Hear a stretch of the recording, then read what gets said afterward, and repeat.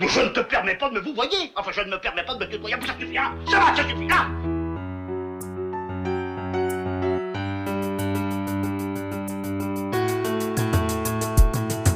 Bien le bonjour, bien le bonsoir, l'Instant Pur Cinéma, le podcast cinéma de Cholet, reçoit aujourd'hui le cinéaste Régis Varnier à l'occasion de sa présidence de jury au Festival du film et de la musique de film de la Baule du 24 au 28 juin.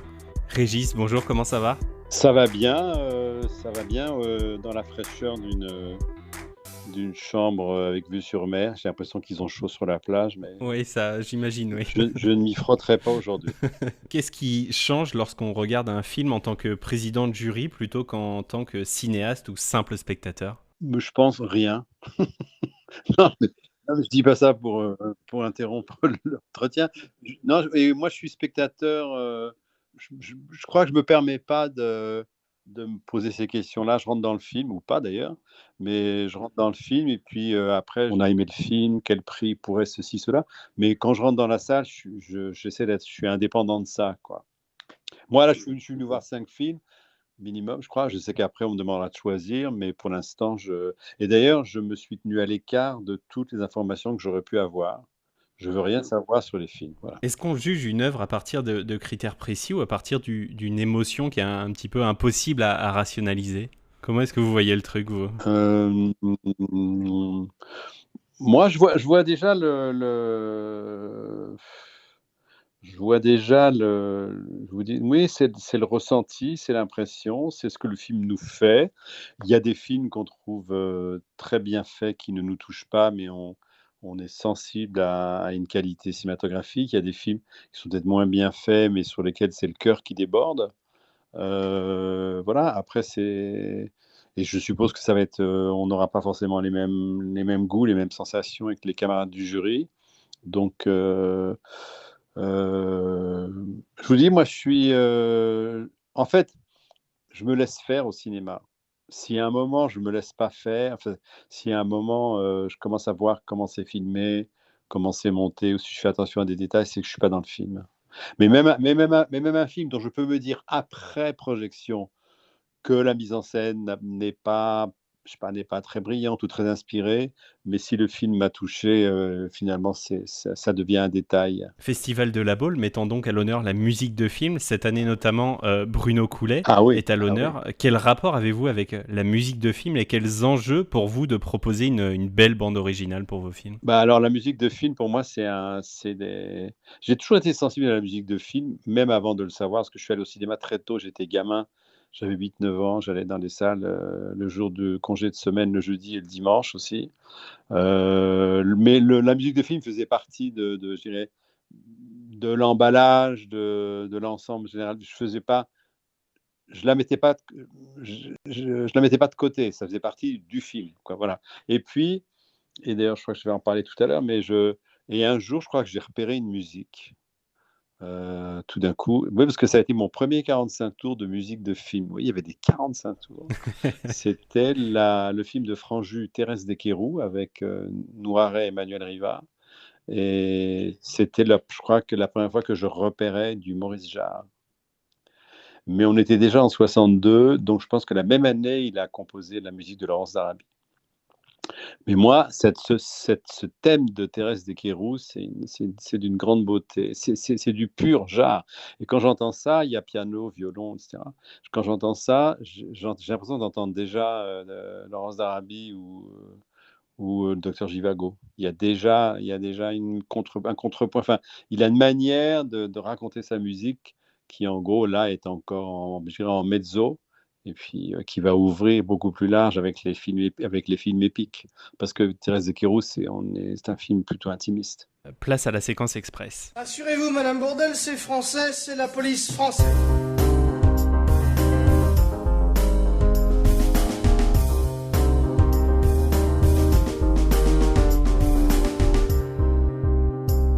La réplique de film que vous pourriez citer par cœur ? Nobody's Perfect. Ça, c'est la fin de Certain M. Show. Et je vais faire un peu de narcissisme. Je vais vous citer le début de la voix off d'Indochine. C'était peut-être ça la jeunesse, croire que le monde est fait d'inséparables, les hommes et les femmes, les humains et les dieux, les montagnes et les plaines, l'Indochine et la France. Un cinéaste, un acteur ou une actrice qui vous fait aller voir son film les yeux fermés?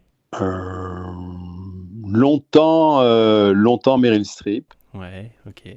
Catherine Deneuve aussi. Bien sûr, évidemment. Voilà, aujourd'hui, DiCaprio. Le premier film que vous ayez vu, est-ce que vous vous en souvenez? Oui, j'étais à Tunis et mon père nous avait emmenés au cinéma parce que ma mère était en train de régler des affaires sentimentales. C'était compliqué, il fallait qu'on nous distrait et qu'on nous extrait des histoires de leur couple. Et on avait été voir un film, je crois que c'était un film de KPDP anglais. C'est tout ce que je sais. Et je me souviens juste qu'une femme devait boire un poison dans une coupelle en étain et qu'elle savait que c'était du poison, donc elle faisait exprès de le renverser. Le dernier film que vous ayez vu? Le dernier film que j'ai vu, c'est un film remarquable, c'est un film d'animation qui sortira l'année prochaine et qui s'appelle Tangles, qui sera traduit probablement par le titre Méli-Mélo. Formidable film d'animation américain. Un film que vous auriez aimé découvrir sur grand écran plutôt que chez vous? Alors, je vais vous dire un truc, je découvre pas les films chez moi, enfin, je les découvre pas. C'est très rare que je regarde les films. Si, quand même, je fais des séances de rattrapage sur OCS. J'ai trouvé Black Dog. Oh oui, ok. Bah ouais, mais j'ai un bel écran, mais quand même, voilà, merde, au cinéma. Oui, c'est ça, il y a des films comme ça, ouais, tout à fait. Ah bah oui, voilà, Black Dog. Un film que vous n'avez pas vu et que vous gardez justement pour le voir sur grand écran, est-ce qu'il y en a? Est-ce qu'il y en a Non, je peux pas vous dire ça parce que moi j'ai l'habitude je continue à aller au cinéma très très régulièrement. Donc, je peux pas dire qu'il y en a un. Il y en a un que je vais préserver pour le cinéma, mais disons que comme tout le monde, j'attends le 15 juillet pour l'Odyssée. Voilà, sur grand écran, bien sûr. Ah oui, bah là, c'est à ne pas manquer, là, c'est sûr. On va changer d'univers, je vais vous amener dans le mien. Ah ouais, Popcorn sucré ou salé? salé. Est-ce qu'il y a un plat que vous ratez à tous les coups? Quand j'ai commencé à m'intéresser à la cuisine, je ratais toujours le poulet à l'estragon. C'était une question de dosage de crème. Et aujourd'hui, comme je fais pas je me lance pas dans des choses compliquées, je rate pas vraiment. Qu'est-ce que j'ai raté récemment? Non, la lotte au curry, c'était bien. Ok, la lotte assez technique quand même en cuisson, la lotte. Joli. Ouais, mais voilà, attends, alors j'ai un talent, ne cherchez pas comment, je sais pas, j'ai un talent. Vous me mettez un poisson sous le nez, j'ouvre le four, je trouve immédiatement la bonne température et la bonne durée. Magnifique. Il y a Voilà, ces je sais petits pas comment talents je comme fais. ça qui font plaisir, c'est magnifique. Voilà. Au contraire, le plat que vous cuisinez le mieux. Alors, ça va être très décevant pour vous. Le plat que je cuisine le mieux, c'est j'invente sans arrêt des sauces de pâtes. Et comme j'avais des voisins, moi j'ai une maison en Bretagne, j'avais des voisins pendant le Covid, au bout de 15 jours, on savait qu'on n'avait rien et moi non plus. Donc on se voyait discrètement. Et je vais vous dire, je leur faisais une projection tous les soirs. Je préparais la sauce des pâtes. On regardait le film dans le noir. Après, on débriefait pendant qu'on faisait cuire les pâtes. Et on a appelé ça ciné pasta. Et donc, j'ai dû inventer plein de sauces de pâtes. Votre pire souvenir culinaire, est-ce qu'il y en a un, quelque chose que vous auriez mangé, que vous auriez détesté? Bah, je sais pas ça, mais je peux pas vous dire où, mais une fois, c'était je veux pas lui faire de la contrue, dans un très grand restaurant, un chef archi vénéré, reconnu, etc., etc. Je sais pas pourquoi le homard a été servi avec une sauce au cassis.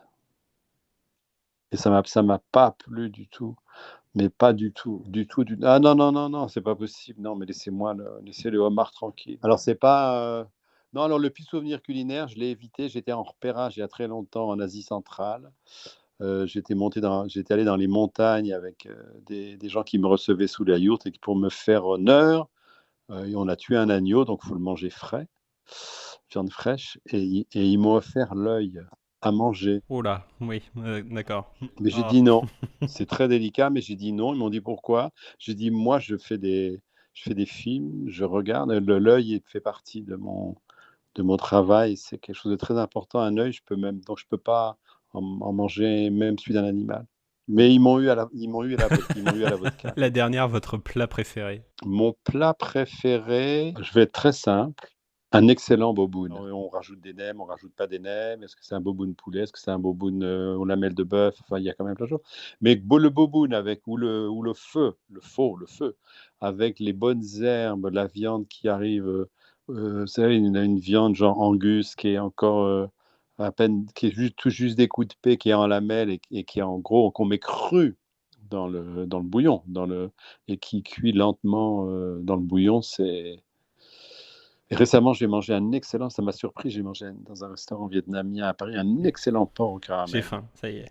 Ouais, j'espère. Oui. Avant de se quitter, vous venez de répondre à pas mal de questions. Quelles questions est-ce que vous vous posez, vous, de manière générale, en ce moment, et laquelle vous n'avez toujours pas de réponse, et à quelle mesure ça vous effraie? Eh bien, ça va être très particulier parce que je dois participer à Milan parce qu'ils vont présenter 2 ou 3 films que j'ai faits. Ça fait partie d'une grande manifestation culturelle qui dure 2 mois à Milan.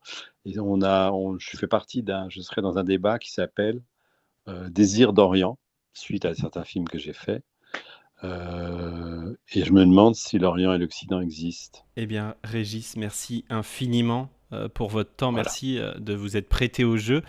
Pour rappel, donc, bien sûr, vos films Indochine et La Réparation, sortis dernièrement, qui est un film qui me touche particulièrement, forcément. Ben oui, j'allais vous en parler quand même. Évidemment.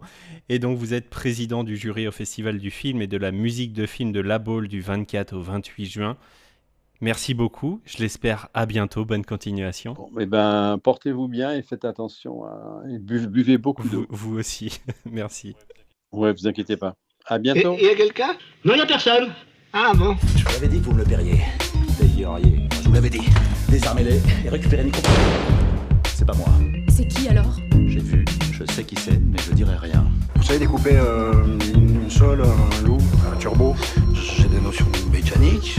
Bon, tout le monde règle sa montre. Mission, quelle heure est-elle? 14h12. Midi 5, parfait. Arrivez l'air chaud.